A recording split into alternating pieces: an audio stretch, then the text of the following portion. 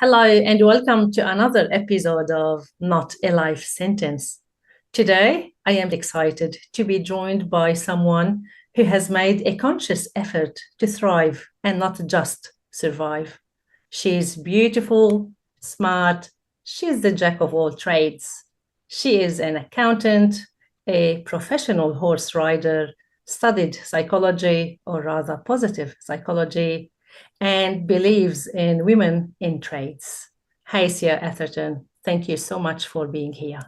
Thank you for having me. It's a real pleasure to be here. Hacia, how would you introduce yourself and what can you tell my audience about you? Oh, I always say I'm a girl with a big dream, and I think the courage to really work towards achieving those dreams. So I meet a lot of people that are dreamers but aren't action takers. So I'm very proud of myself that I'm both. I dream the dreams that scare the absolute hell out of me, but then I really take strong, actionable steps to take that dream, turn it into a goal, and really work every day, particularly on the days that I don't feel like working towards those goals. I make sure I show up and even just progress 1% towards those goals. I always refer to Walt Disney, and he said, if you have dared to dream, then it is achievable. Yes, exactly, exactly. And we're often the ones that get in our own ways of achieving our dreams. We're the ones that talk ourselves out of it. We're the ones that listen to people that can't visualize or see our dreams, and then they kind of will talk ourselves out based off their limiting views or beliefs of themselves. So I 100% agree. If you have a dream and you can see it, then it's possible, and the only one that's going to stop you Is you, definitely. Hacia, you had a horse accident in July 2017 where you have turned your trauma into triumph. The doctors said to you they don't know if you would be able to walk again. What gave you hope to persist or even rather insist on walking? Can you take us maybe back to that time and the mindset that you had? Yeah, so when I was told that, it was very distressing and soul crushing to come from a high level athlete with so much physical freedom. I was at the gym all the time, yoga, riding my horses 5, 6 days a week, riding my bike, running, like being active was a very big part of my life. So when I was told that was potentially never going to happen again and my life was going to look very different, I had to learn how to live in a wheelchair for a very long time.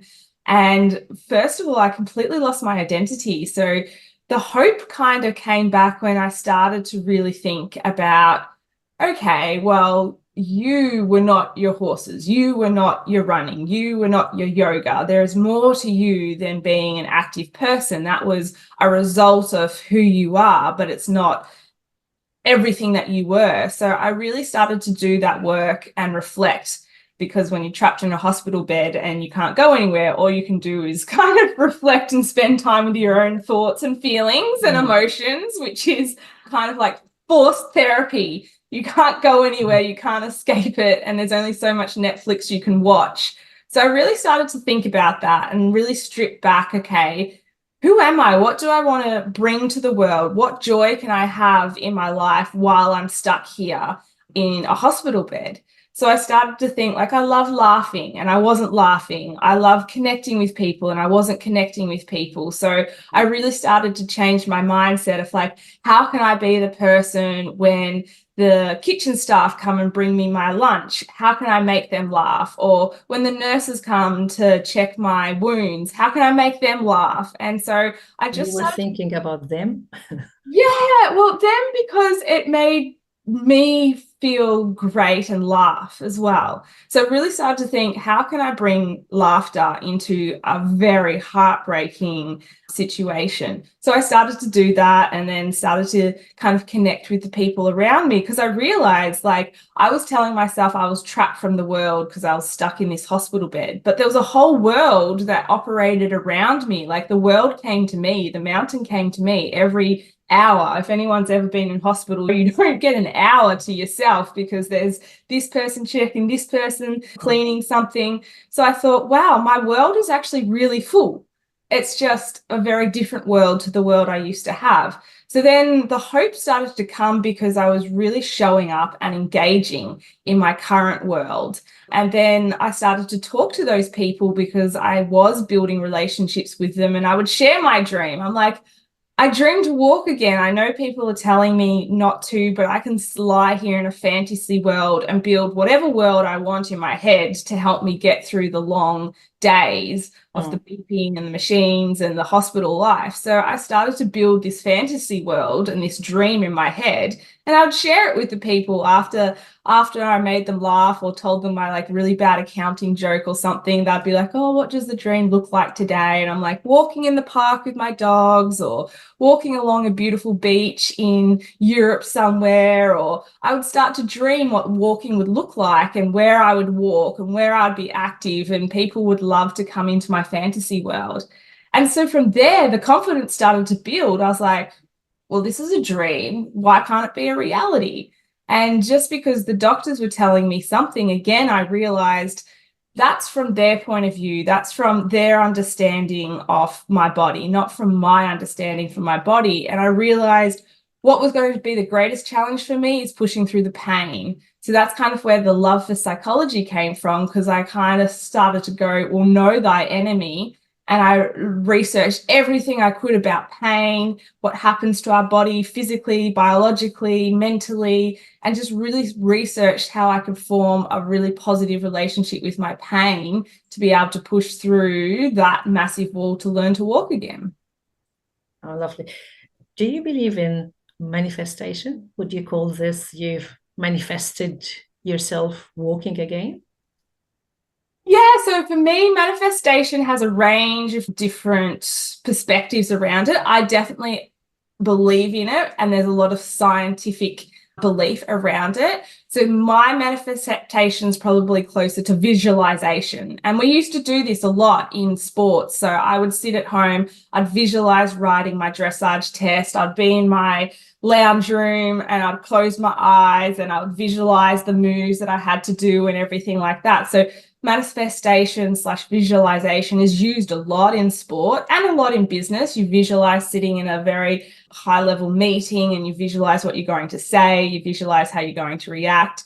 So the science behind that kind of concept of visualization with manifestation is definitely what I did. And I think the power is the clarity. So when I was visualizing walking along the beach or walking with my dogs in the park, I would come back and start to visualize all of the steps that I had to do to achieve that. So I'm going to have to stand up for the first time, and I would visualize the pain that I was going to experience, and I would do breath work while I was thinking about the pain. And so I'd actually put myself in a lot of those hardships and discomforts that I'd have to face to get to what I was manifesting or visualizing. So when it came, I was really prepared for it. And I would do my breathing, and it wasn't such a shock because my brain was like, we've trained for this. You think about this pain all the time. So we've trained to be here.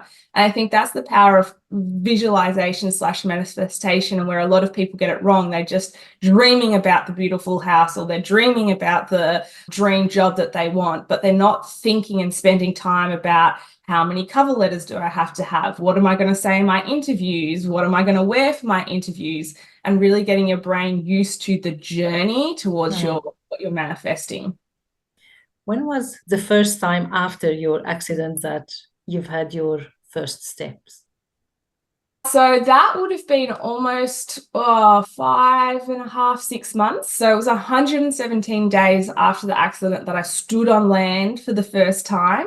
And then about, 5.5 months afterwards, I did my first few steps on land. We obviously did a lot of walking in the hydro pool when you've got water up to your kind of neck, and my therapists are helping move my legs underwater and things like that. So we walked a lot in the pool, but the first steps on land was about 5.5 months after the accident. Just listening to you, I've got goosebumps. I don't know how it was for you having done it. What did the doctor say?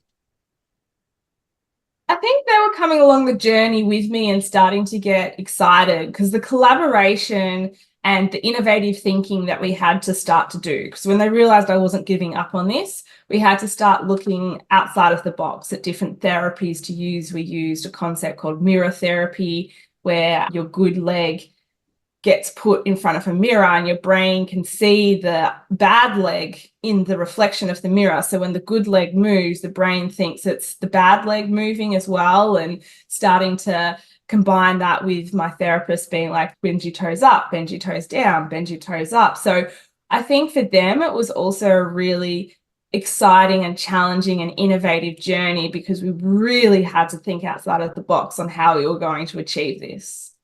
And everything I would assume was guided by you and by your will, Yeah. like how determined you were. Yes, yeah. I had to wear down the naysayers around me because I'm like, no, this is happening, this is happening, this is happening.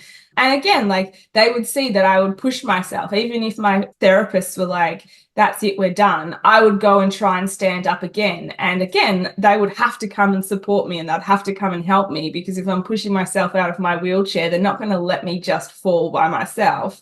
So even if they say, oh, that's the last attempt for the day, I would always push for the next one, and they would have to support me because otherwise they would just watch me fall over or do things like that. So I really was the leadership of my whole medical team because I just kept pushing. I never accepted, like same with the pain, and my psychiatrist that we were working on, I'm like, I don't accept that I'm in this amount of pain. We need to physically and psychologically work out how I can have a better relationship with my pain because I don't accept this relationship. So my psychiatrist was again like, okay, well, yeah, we're going to have to really dive into some research in this space and really start to do different things. Again, that visualization of having a positive relationship with my pain and everything like that. So because I wasn't accepting, the whole medical team couldn't accept it either. And how are you doing now? I know that you ran half a marathon later on, so you are back on your feet running. But now, are you 100% back to how you were before? No, I've got to get my pubic bone fused and I've got to get my left hip eventually replaced. And I've got also damage in my neck. So got to have some surgeries on my neck and potentially get my neck fused as well. And then I also have something called complex regional pain syndrome, which is a chronic pain. So sitting here, I'm probably in like 5 or 6 out of 10 pain at the moment as well. So every day, every hour, every moment, I have to really practice a lot of my positive psychology techniques. I practice a lot of the techniques I've developed to have a positive relationship with my pain. And part of that is having moments to really experience my pain. So I take moments when I've got a gap, say tonight, for example, I don't have any events on and any dinners on. I'll probably get into the shower and just cry. I'll just let myself feel my pain. I'll just let myself really respect that I have a lot of this pain, and I'll just allow my mind and my body and my emotions to grieve for that and be like really horrifically upset.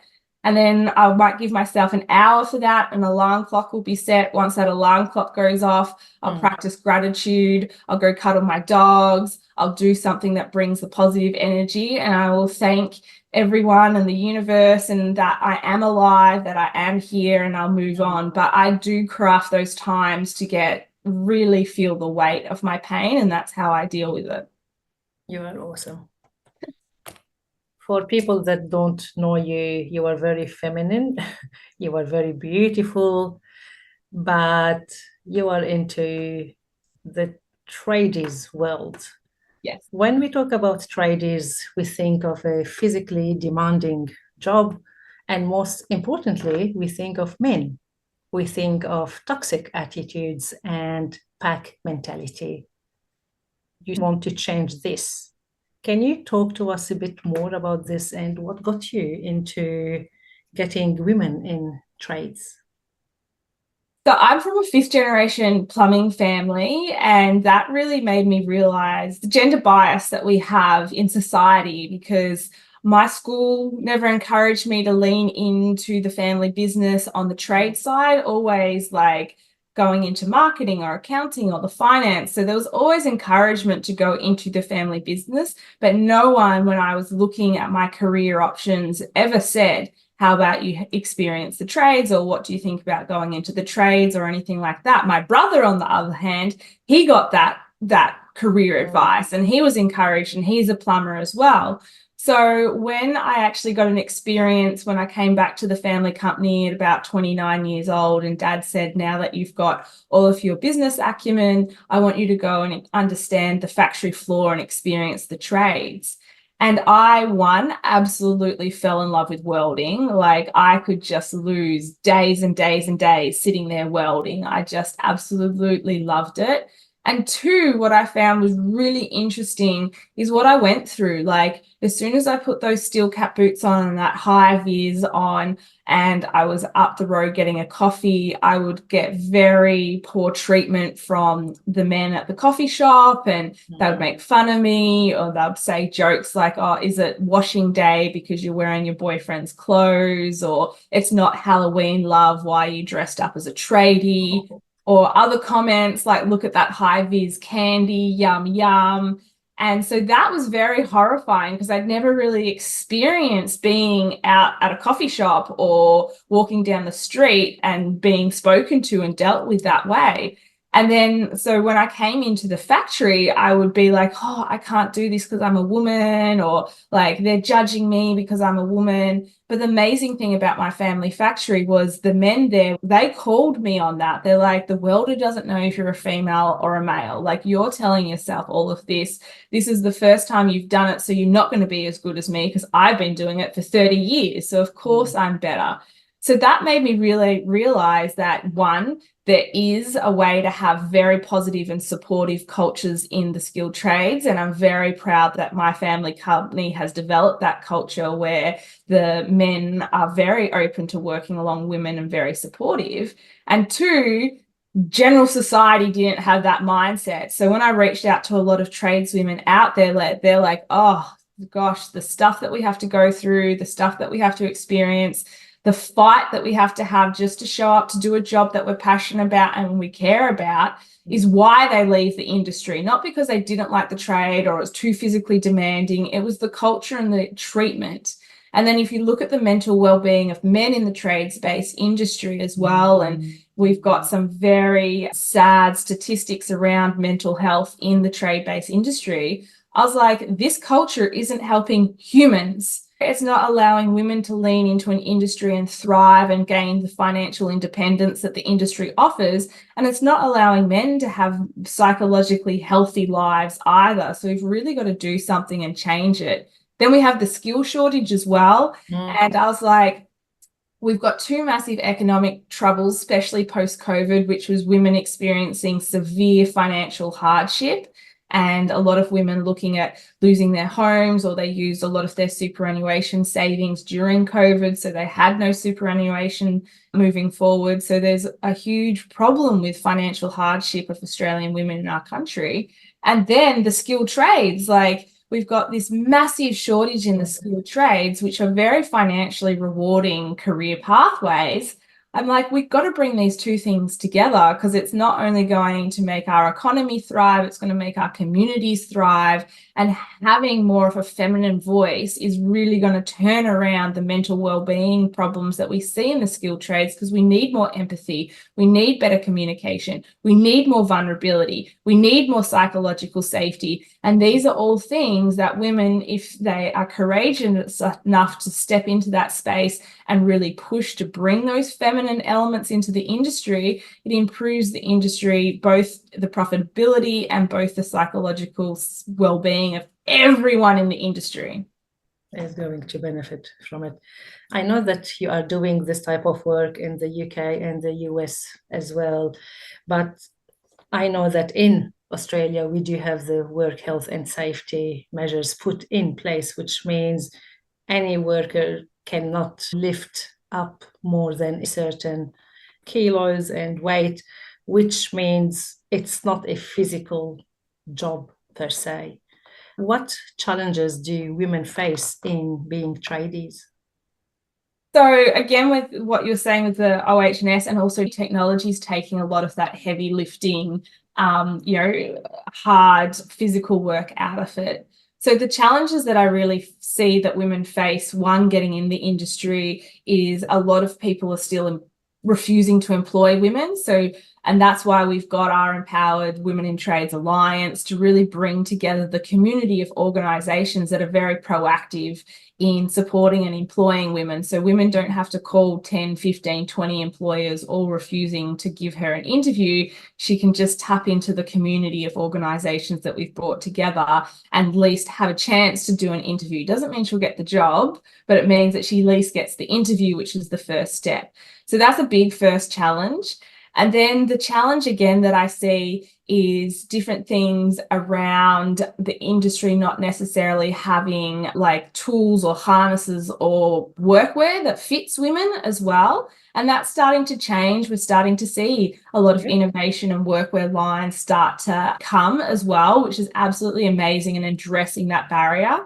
And then other barriers around, again, coming to communication. So when women are in the trade-based industry and they do experience these challenges when they're menstruating, they might get dizzy or nauseous or have a lot of pain and struggle to carry their tools, or don't feel safe going up a ladder on that day because they're dizzy.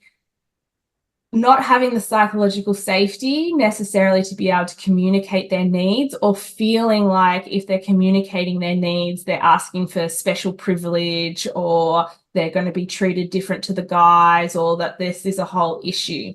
Now, I feel like, yes, a lot of the men in the industry I do a lot of training with to be able to say, how can you be the leaders of this conversation and really indicate to the women that you're comfortable for them to be able to communicate their needs in this space. So there's a role of men in the industry to lead and make sure women feel comfortable and safe having these conversations.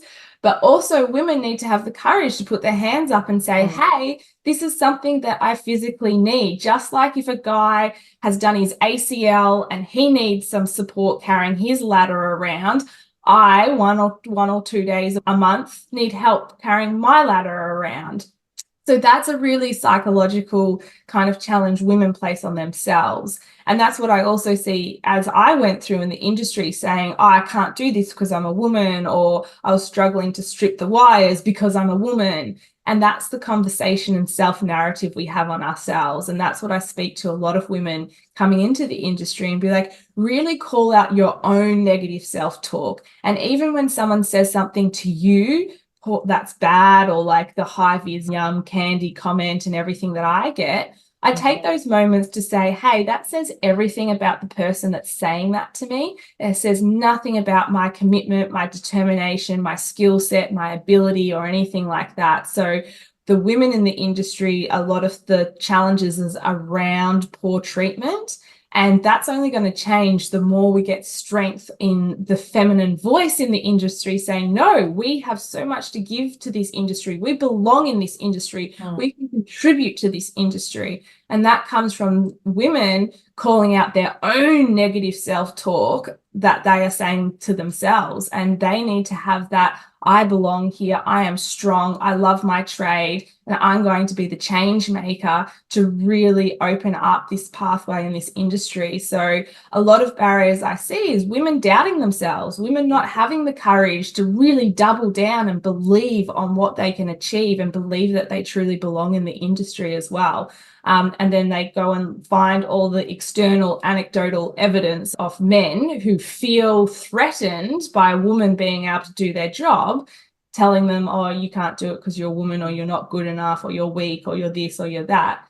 But again, that's the man being threatened because the woman can do his job. That's nothing, no reflection on the woman's actual ability. Herself, yeah. I've been seeing females on construction sites, but do we have tradies, like female tradies? Do we have female plumbers, female sparkies? It's getting better. So female plumbing representation has gone from like 1% to 3% over the last few years. So we're definitely increasing. Across all trades, we're still kind of sitting at about 3%, with some trades like welding, for example, not even being a full percentage at the moment. So it's definitely increasing. And what I really love about a lot of the traffic controllers is the women showing their real foreplanning and strategic mindset. So for an apprenticeship, the first year particularly, you're on quite low wages. If you're a mature age apprentice, it might be, $25, $28 an hour before overtime. If you're a younger person, it might be $15, $16. So the first couple of years of an apprenticeship is financially hard. So a lot of those female traffic controllers you see out there who are getting paid big money because of the danger and everything, they want to go into a trade, but they're doing the traffic controlling and building up savings over a couple of years. So they have enough savings to go onto the low wages of their apprenticeship. Right. Also, they're building up their confidence, they're building up their networks in the industry, they're kind of seeing which trade they would like to do best, they're kind of understanding which employers are good, which ones treat their tradespeople better. And so I really love seeing that strategic approach that women are starting to have of like, I'll just put my toe in the water, I'll build up my financial savings so I can afford to go into an apprenticeship. Especially a lot of single mums have this strategy. And then while I'm on site, I'll kind of vet who I want to work for and vet who deserves to employ me. Which makes sense, definitely. Yeah, so it's amazing. I love that. I just think that very much shows, again, the fantastic mindset that women can bring to the industry, because we'll often slow down, we'll be a bit more strategic, we'll have that kind of wider view of understanding all the puzzle pieces, how does it all work before we make a decision, which counteracts what I call the male kind of killer shark mindset, where you see something, you hunt it, you kill it. Like, it's very streamlined, very kind of like reactive, very quick responding, which we need, and that's very important. But again, if that's the whole mindset, then we have issues where the feminine mindset of more that a community approach, really kind of analyzing things, understanding how all of the pieces interact with each other, the yin and yang of those two mindsets is where the power of the 1 + 1 = 3 concept really comes from. And men and women are both needed in our societies, both needed in our communities, both needed in our organizations. We equally bring so much strength to a job, to a community, to an organization. Definitely. How does Australia compare to the UK and the US with having females in trades? So we are ahead of the UK. Yeah. Which is interesting. And the UK's got different nuances, like their society is very class orientated as well when it comes to careers. And there's probably a lot more kind of gender stereotyping of the role of a woman and a role of a man over in the UK as well. So that's got some added challenges, where again, America's a little bit of ahead of us, and America has that American dream as well. So America's very much, we want to build up people that are pushing the status quo or wanting to do something slightly different and everything like that. So they are slightly ahead of us. But again, America's very interesting because each state is almost like a different country over there. So some states are a lot more supportive of women's rights. Some states are very passionate about gender equality. Some states are very old school in their thinking and go back into that very gender stereotyping, have a lot of legislation stuff that don't support women's rights as well. So yeah, it's very interesting, and pretty much each state in America tackles this in a different way. Hacia, there are too many aspects of your life that I'd like to discuss, and I'm taking advantage of the time that we have. You have just had a collaboration with the founder of Reebok, Joy Foster, and the One Golden Nugget, where you are co-authoring a chapter in the book, How to Survive and Thrive. Why this project, and what message do you want to convey through it? So when I was speaking to Joe Foster about this, and I read his first Survive and Thrive book, I just really had so much admiration and respect for what someone like Joe is doing. So he obviously built a global brand. He is at the prime of his life. He's 89 years old. So he could easily just be enjoying the golf field and spending time with his family, but he wants to leave a legacy of really putting people on his shoulders. Like, he's a giant out there and he wants to put people on his shoulders and leave a better society for all behind. And that's part of his kind of legacy journey as well, and putting his voice to other people's voices that have an important message so that it can be amplified and people can really hear the power of transitioning from that surviving state to that thriving state, and why we do that. And for me, I see so many people stuck in that surviving state, both with my time in rehab hospitals, where you see people post surgeries, to dealing with vulnerable and at-risk women who are very much stuck in that survival mindset. Even their neurosystem is very stuck in that survival space. So it's so important that we get this message and we get this knowledge out into the world of how we transition out of that surviving state into that thriving state, because that's what life is all about: showing up, thriving, living our lives, loving our lives, even when we've got terrible things happening in our lives, still having that thriving mindset is so incredibly important. So Joe and I really kind of shared that ethos, shared that passion, and I was very delighted to accept the opportunity, because I think he is just giving back so much to this world, and he doesn't have to. And especially at his age, like, he's traveling around the world promoting the book and just giving back. And I just wanted to be part of that energy and part of that excitement. And saying the golden nugget, it's just out there sharing wisdom. And I think we need to move to that kind of concept in society, where we're collaborating, where we're sharing, where we take out this kind of fight mindset, where we take out this competitive mindset, and we just unite as humanity, especially as AI starts to become more and more in our lives, and AI starts to take over a lot of functions that humans did. We need to unite as human beings and really collaborate and support each other and build the next iteration of what being human is in this world. And we've got to stop fighting each other. And just like you have mentioned earlier, thriving doesn't mean you don't go through tough times. No. You still today go into your shower and cry, but then that's it. You've had your cry, and then it's, a new hour, a new day, a new week. Yeah. And where you make the most out of it. Oh, definitely. And I think thriving, if anything, is really embracing your positive and negative emotions. And thriving for me is about, sometimes I step into rooms and I'm so petrified because of the caliber of people that are in those rooms. I'm like shaking, I feel so kind of anxious. I'm doubting myself in those moments and things like that. But because I allow myself to experience those moments, I end up thriving and doing this collaboration with Joe Foster and everything. That didn't come from being comfortable. That came from being absolutely petrified the first time I met him. I'm like, oh my God, what do I say? What do I do? Do I shake his hand? Do I not shake? Like, I went through all of this. I was a hot mess the first time I met him.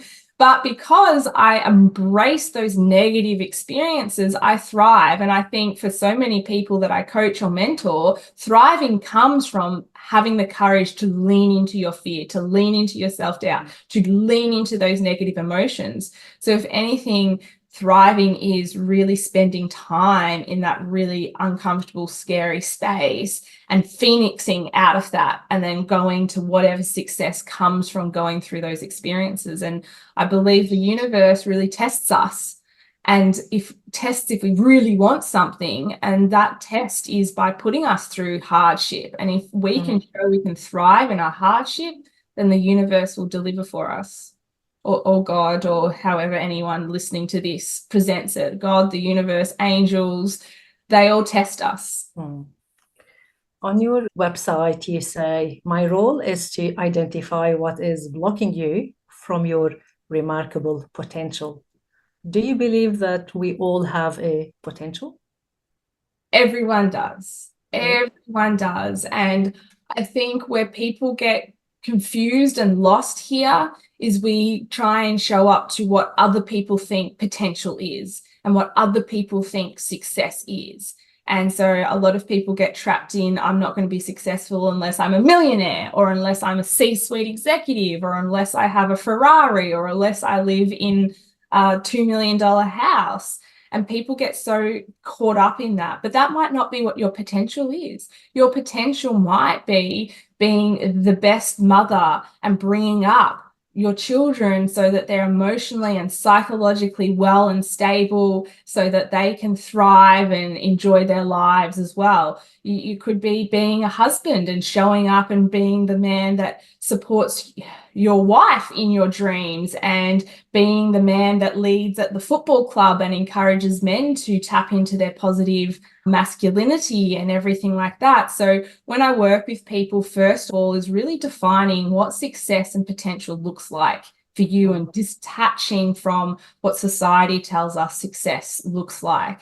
And being parents, I think I'm a parent of stepkids, but being parents is something that we overlook, as that is potentially what our true potential is, and where we can truly shine, both male and female, showing up and bringing up amazing children. Maybe that's what your potential is, and then becoming amazing grandparents. And you don't have to be chasing the $1 million to have potential. It can just be being a good human being and changing the societies around you. Being the president of your local Rotary Club might be what your potential is. So for anyone that's listening to this, I really ask you to reflect, drop down all of those external expectations, what your parents have told you success looks like, what society's told you success looks like, what your friends have told you what success looks like, and go into what makes your heart light up, what makes you proud of yourself.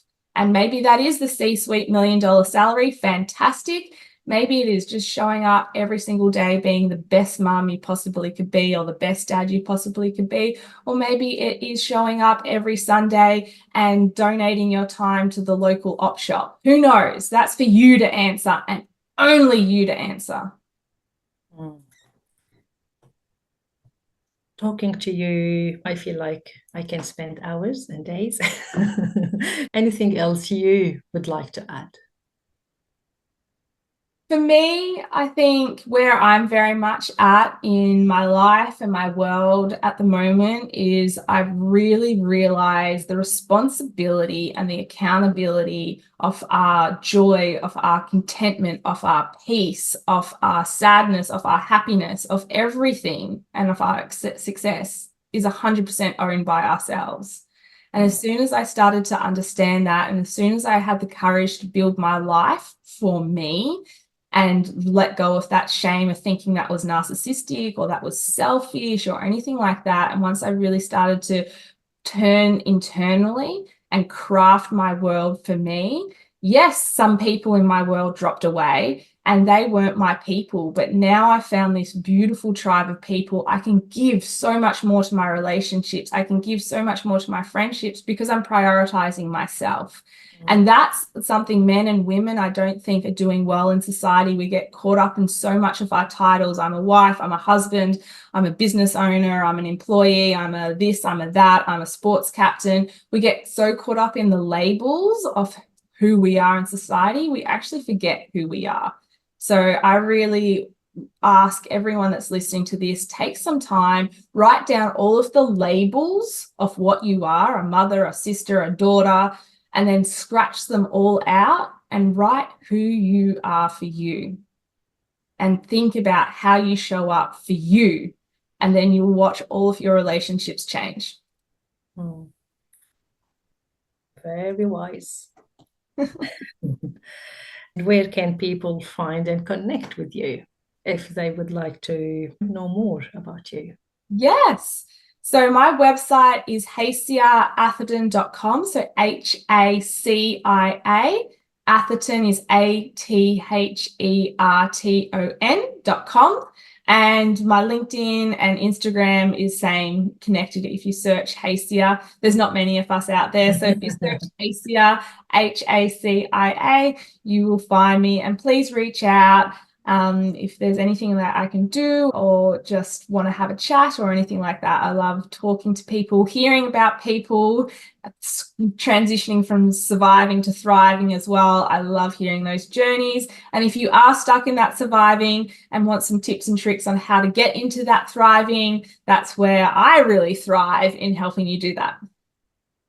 Ladies and gentlemen, this was the awesome, beautiful Hacia. Thank you so much. Take care. Take care, everyone.